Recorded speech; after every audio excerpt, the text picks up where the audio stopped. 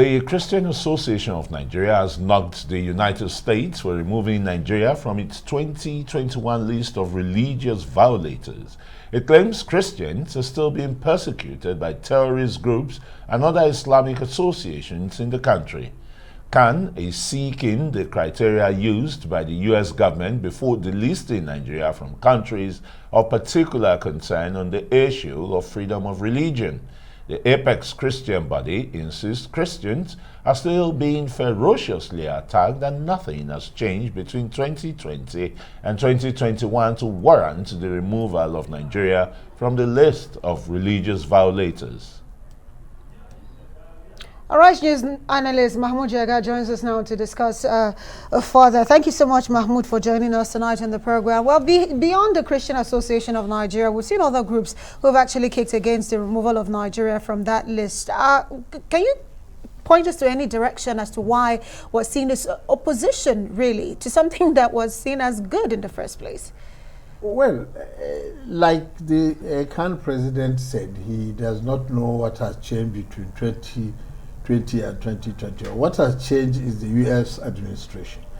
The U.S. State Department obviously has some parameters which it uses to place countries in these countries of particular concern or the special watch list, but is apparently open to interpretation. Under the Trump administration, Nigeria was placed in this group, but under the Biden administration, which is less impulsive and more rational, the State Department removed Nigeria from both lists. Based on fact, that's what they say. Yeah, based on fact. Based on facts or maybe interpretation of facts. Because if you ask me, maybe the difference I can see between Nigeria and some of the other countries that are put in that list is maybe the absence of evidence of systematic state-sponsored religious persecution. Because like the current president is saying, Boko Haram and the bandits and the ISWAP are still killing people, but those are not state-sponsored. Exactly, they are not state-sponsored, and they are also killing indiscriminately. Yeah, I was just going to ask. I mean, the terrorists and bandits don't have particular targets, particularly when you look at the part of Nigeria that has really suffered heavily their murderous, tendencies is the north. And even mosques we know have been attacked, even recently, like in Niger State and the rest. Do you see some kind of intolerance in CAN submission there? Well, it is true that it is better to be a bit more careful and responsible in these matters because, if you push foreign countries to place us in certain unsavory categories, the implications may actually affect everybody because you never know. It may lead to, if they put sanctions against the government and things like that, it may affect everybody. And it is very important to make a distinction between non-state actors and the state itself. Although I saw something in the statement saying the government didn't rein them in. Well, inability to stop them from doing the killings is not the same thing as sponsoring them to do it. Although, of course, we all wish the security agencies will do better in dealing with, in reining in, ending the insurgency and the banditry, but still it is a stretch to say that they are enmeshed or responsible for it. Well, let's look at some states in particular where some sort of laws are practiced, even though they're not, backed by the Constitution. Such practices like even Sharia law, that's not backed. Looking at penal laws. Well, in some areas where we see where to even get a land to build a mosque in some states in the south, or even to build a church in the north becomes an issue. Do you think it's part of the intolerance that CAN might be referring to in this instance? It could be intolerance, but you don't ask the United States government to put us on a special watch list because of that. Sharia that you mentioned too is regarded as Muslim personal law in the Constitution. The issue is that some states expanded its application to criminal jurisdictions. Now, that matter can be resolved within our own constitutional arrangement. Somebody can go to Supreme Court and contest the constitutionality of having Sharia in the constitution, because Nigeria is supposed to be a secular state. Yeah. Although, as I said, it is enshrined there as Muslim personal law. The controversial element is whether its expansion to criminal law is constitutional. But then that is a matter that we can resolve within our own court system. It doesn't involve the United States or anybody.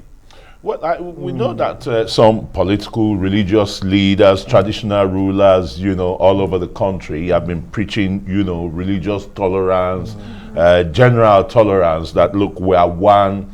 Religion shouldn't divide us and the rest, because when you want to look at it, they're all foreign cultural, products to us. Before now, of course, the African traditional religion existed, and it has been sidelined. Some people who still practice yes, and we never had the kind of hula baloo that these two major religions are, because they are adherents to say. It is because Islam and Christianity are the only two universalist religions. You see, they are the only two religions in the world that believe that everybody should belong there, or else he misses out on salvation.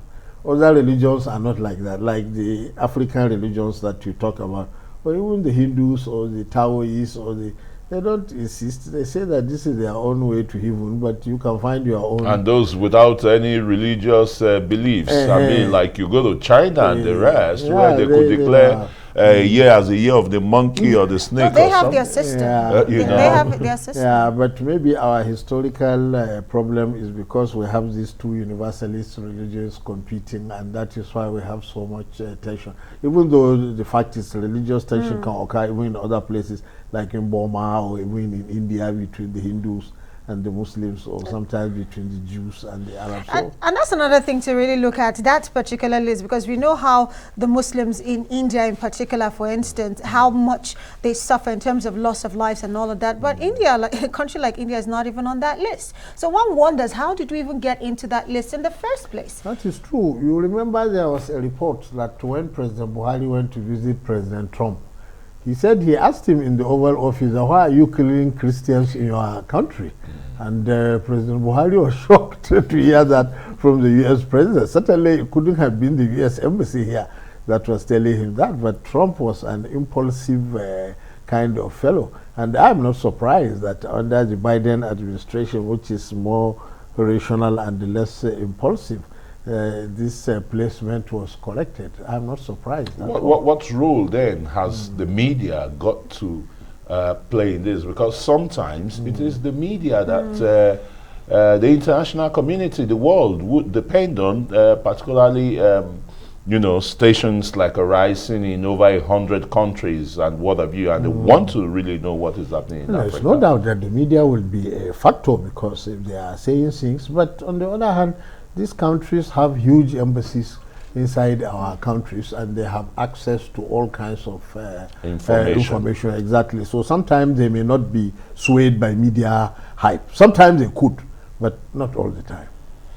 Mahmud Jega, Arise News analyst, for your in-depth analysis tonight. We say thank you very much.